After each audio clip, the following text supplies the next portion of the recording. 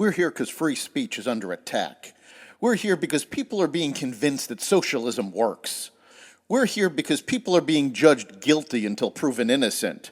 We are fighting back with facts. This is not a safe zone, so buckle up, Buttercup. This is the raw, naked truth.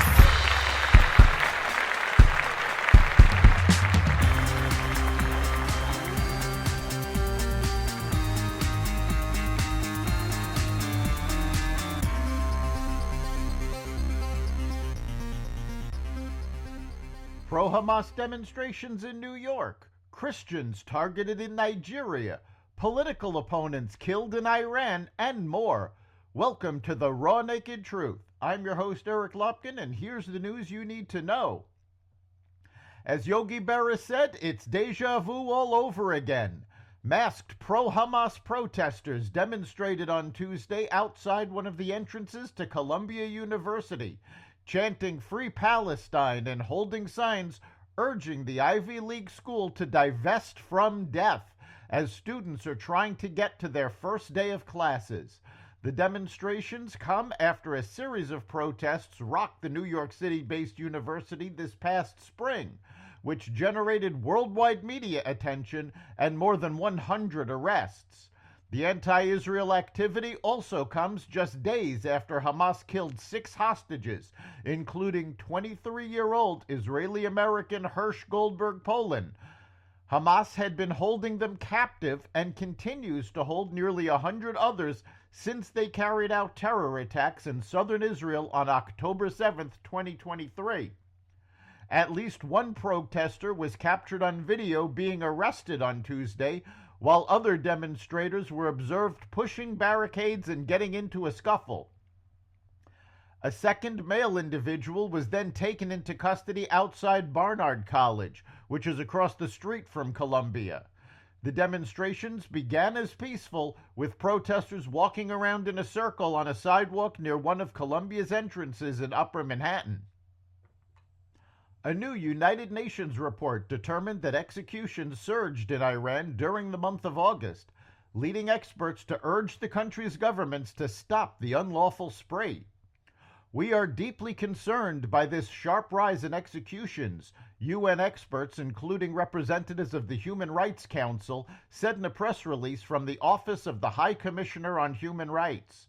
According to information received, of the 93 executions in August, only a fraction is officially reported by the Islamic Republic of Iran, highlighting the urgent need for transparency, the experts added.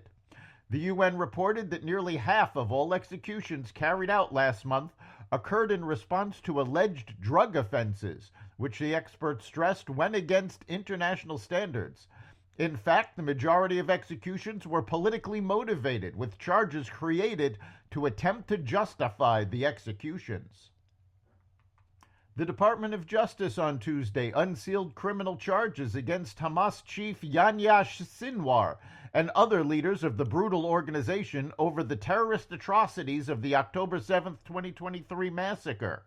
The criminal complaint filed in federal court in New York City includes charges of conspiracy to provide material support to a foreign terrorist organization, conspiracy to murder U.S. nationals, and conspiracy to use weapons of mass destruction resulting in death. It also accuses Iran and Lebanon's Hezbollah of providing financial support and weapons, including rockets, that were used in the attack. The complaint marks the first time that U.S. prosecutors have formally called out the masterminds of the October 7th massacre.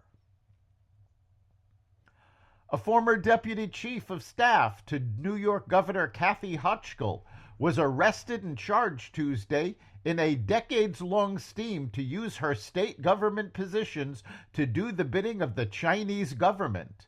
In a 64-page indictment, Linda's son was accused of forging Hochul's signature, helping a Chinese official eavesdrop on a conference call with New York officials and facilitating travel to the U.S. for other dignitaries.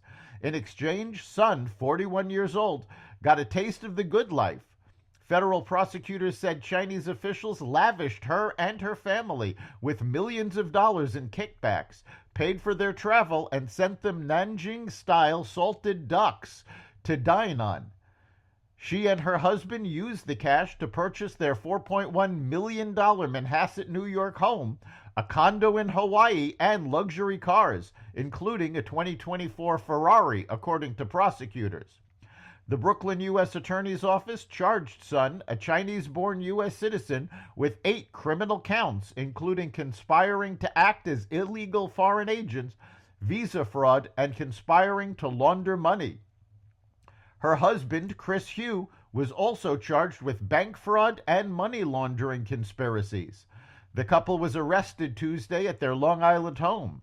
The 2 defendants pleaded not guilty at an appearance in federal court in the afternoon.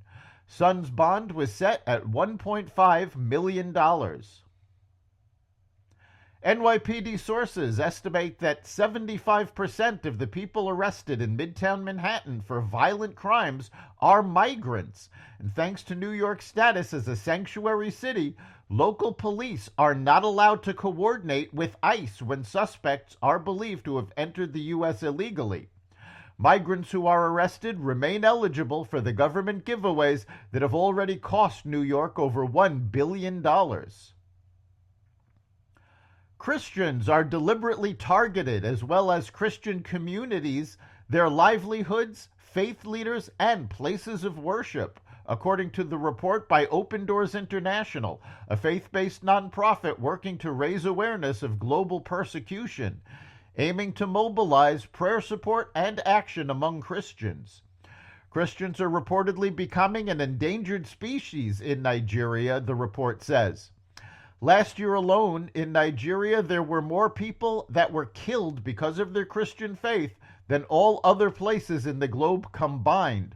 Ryan Brown, the CEO of Open Doors US, told Fox News Digital, adding, to be specific, there were 4,998 Christians that were killed because of their faith in Nigeria last year.